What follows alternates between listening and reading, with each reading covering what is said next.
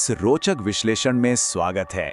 आज की चर्चा एक ऐसी हैरान अंगेज और सच्ची घटना पर है जिसने पूरी आधुनिक दुनिया को उलझा कर रख दिया। एलिजा लैम का रहस्य। ये एक ऐसी यात्रा होने वाली है जो हमें दिखाएगी कि कैसे इंसान हमेशा से ही अज्ञात यानी अननोन को समझने की कोशिश करता रहा है, चाहे वो पुराने इतिहास के धुंधले पन्ने हो या फिर आज के दौर का सीसीटीवी कैमरा। चलिए सीधे इसमें उतरते हैं। हम यहाँ एक ऐसी वीडियो रिकॉर्डिंग की बात कर रहे हैं जिसने लिटरली पूरी दुनिया को हैरात में डाल दिया था। ये फुटेज एलिजा लैम नाम की एक जवान लड़की के आखिरी पलों को दर्शाता है।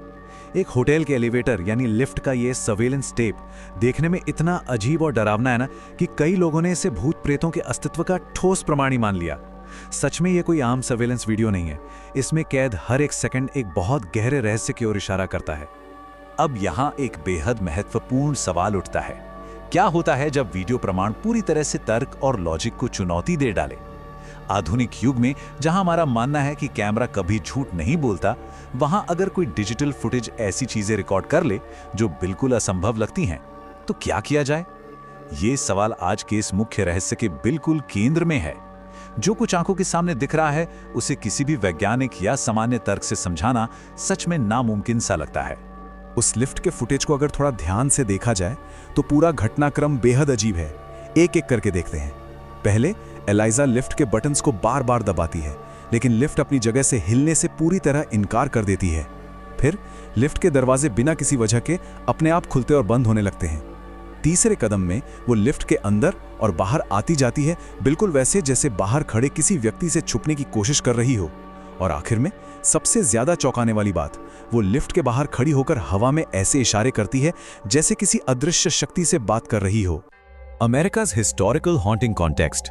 ये पिछली सदियों में इस तरह की घटनाओं को कैसे देखा जाता था, इसका एक बड़ा सटीक उदाहरण है द बेल विच की कहानी। इस आधुनिक उलझन को थोड़ा बेहतर समझने के लिए समय में पीछे चलते हैं। बात है 1800 के दशक की शुरुआत की। जॉन बेल नाम के एक किसान ने टेनेसी के रेड रिवर इलाके में पूरे 328 एकड़ की एक विशाल जमीन खरीदी थी। अब सोचिए 328 एकड़ कितना बड़ा हिस्सा होता है। जैसे जैसे इस परिवार ने उस जमीन पर अपना विस्तार किया, उन्होंने ऐसी अजीबोगरीब घटनाओं का अनुभव करना शुरू किया जो आज भी दिमाग को हैरान कर देती हैं। बेल परिवार का यह खौफनाक अनुभव धीरे धीरे बढ़ा। शुरुआत अजीब थी। पहले उन्हें एक ऐसा जानवर दिखा जो कुत्ते और खरगोश का मिश्रण लगता था। फिर रातों को ऐसी डरावनी आवाजें आने लगी जैसे चूहे उनके बिस्तर को कुतर रहे हों। धीरे धीरे ये आवाजें फुसफुसाहट में बदल गई, जैसे कोई भजन गा रहा हो। लेकिन डर की सारी हदें तो तब पार हो गई जब उन्हें एक अनजान तरल पदार्थ यानी एक अननोन लिक्विड मिला। उस लिक्विड को पीते ही उनकी बिल्ली की तुरंत मौत हो गई। इन घटनाओं की चर्चा इतनी ज्यादा फैली कि इसने उस वक्त के बड़े बड़े लोगों का ध्यान आकर्षित कर लिया। कहा जाता है कि बैटल ऑफ न्यू ऑर्लियंस के बाद भविष्य के राष्ट्रपति एंड्रू जैक्सन खुद इन भूताह कहानियों की जांच करने के लिए बेल फार्म पर आए थे। और पता है, ये उन्हीं का दिया हुआ नाम था जिसने इस अदृश्य शक्ति को हमेशा के लिए इतिहास में अमर कर दिया, द बेल विच। एक राष्ट्रपति का खुद चलकर आना इस बात का ठोस प्रमाण था कि ये डर उस वक्त कितना व्यापक हो चुका था। ठीक वैसे ही जैसे आधुनिक दौर में इंटरनेट स्लूथ्स ने एलिजा लैम की भूतिया थ्योरीज को हवा दी। एक छोटी सी टाइमलाइन पर नजर डालते हैं। ये सारी घटनाएं 1800 के दशक की शुरुआत में पनपी। 1820 आते आते जॉन बेल की मौत हो गई और लोगों का विश्वास था कि उस आत्मा ने ही उन्हें बीमार किया था। एक और दिलचस्प बात यहां यह है कि कहा गया उस आत्मा ने ठीक 107 साल बाद यानी 1935 में वापस आने का वादा किया था। ये एक ऐसी सदियों लंबी लोक कथा बन गई जिसने उस इलाके के लोगों के दिलों में हमेशा के लिए डर बिठा दिया। लेकिन यहां थोड़ा रुक कर सोचना होगा। सुने सुनाए खौफ और ठोस तथ्यों के बीच एक बहुत बड़ा अंतर होता है।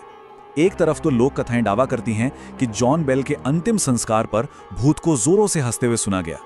वहीं दूसरी तरफ एक सच्चाई ये भी है कि 1935 में जिस वंशज डॉक्टर चार्ल्स बेली बेल को आत्मा की उस वापसी का सामना करना था, उन्होंने उस साल एक किताब जरूर लिखी, लेकिन उसमें कभी किसी भूता अनुभव का जिक्र तक नहीं किया। पुराने इतिहास को समझने में सबसे बड़ी समस्या होती है ठोस प्रमाणों की कमी। 1846 में रिचर्ड विलियम्स बेल ने आर फैमिली ट्रबल नाम की एक किताब लिखी। इसे ही बेल विच का एकलौता आंखों देखा हाल माना जाता है। लेकिन ध्यान देने वाली बात यह है कि इसमें हवालों और साइटेशंस की भारी कमी है। इसी वजह से आज के शोधकर्ता अलग-अलग थियरी देते हैं। जैसे 2005 की फिल्म एन अमेरिकन हॉन्टिंग में एक थियरी पेश की गई जिसमें कहा गया कि ये शायद परिवार के ही किसी दबाए गए ट्रॉमा या सदमे का नतीजा था। 19वीं सदी में प्रमाण की यही कमी ऐसी कहानियों को भूतिया बना देती थी।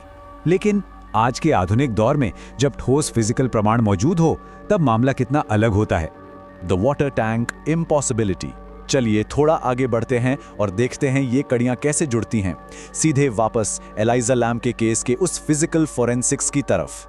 इस आधुनिक रहस्य की सबसे अहम कड़ी ये है कि एलिसा लैम आखिर मिली कहां। उस अजीब एलिवेटर फुटेज के बाद एलिसा को होटल की छत पर मौजूद एक पानी के टैंक में डूबा हुआ पाया गया, और सबसे बड़ी बात, वो टैंक पूरे 8 फुट लंबा था। किसी भी आम इंसान के लिए बिना सीढ़ी या बिना किसी मदद के उस टैंक के अंदर जाना प्रैक्टिकली लगभग नामुमकिन है। और इस घटना की जो फोरेंसिक उलझन है ना, वो बिल्कुल दिमाग घुमा देने वाली है। पहली बात तो ये कि होटल की छत पर अलार्म लगा हुआ था, फिर भी वो बिना अलार्म बजाए वहां तक आखिर पहुंची कैसे। दूसरी और सबसे चौंकाने वाली बात, 8 फुट लंबे टैंक में कूदने के बाद अंदर से किसी ने अपने ऊपर उस भारी ढक्कन को बंद कैसे कर लिया। वो ढक्कन इतना भारी और मजबूत था कि बाद में होटल वर्कर्स को उस टैंक को बाहर से टूल से काटना पड़ा था। इन्हीं असंभव भौतिक तथ्यों के कारण कुछ पैरानॉर्मल इन्वेस्टिगेटर्स पूरे विश्वास से मानते हैं कि उसके डूबने के पीछे जरूर किसी अदृश्य शक्ति का ही हाथ था। Why these mysteries endure? ऐसे रहस्य आखिर सदियों तक क्यों जिंदा रहते हैं? सच कहूं तो इसका जवाब हमारे इंसानी स्वभाव में ही छुपा है। हम इंसान हमेशा से अज्ञात को समझने और किसी भी असंभव लगने वाली चीज को एक सांचे में ढालने की कोशिश करते हैं। जब भी लॉजिक फेल हो जाता है ना, तब हमारा दिमाग वहां कड़ियां जोड़ने लगता है जहां असल में कोई कड़ी होती ही नहीं। और ये चर्चा एकदम सटीक तरीके से दर्शाती है कि कैसे समय गुजरने के बाद भी डरने का तरीका नहीं बदलता।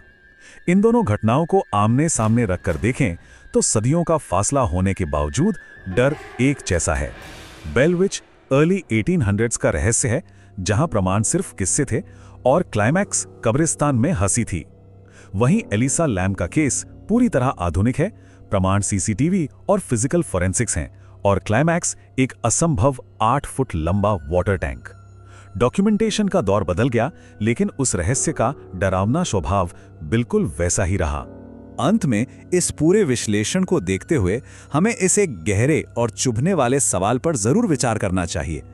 क्या हम इंसान भूत प्रेतों और इन पारलौकिक शक्तियों की तलाश सिर्फ इसलिए करते हैं ताकि हम उन अनसुलझे रहस्यों की अंधेरी और शायद और भी भयावह सच्चाई का सामना करने से बच सकें? जब सच्चाई समझ से परे और डरावनी हो तो शायद एक भूत को दोष देना ज्यादा आसान लगता है। ये दोनों घटनाएं हमें अनसुलझे रहस्यों के बारे में बहुत कुछ सिखाती हैं और आगे बढ़ने के लिए प्रेरित करती हैं। आज के इस विश्लेषण में बस इतना ही।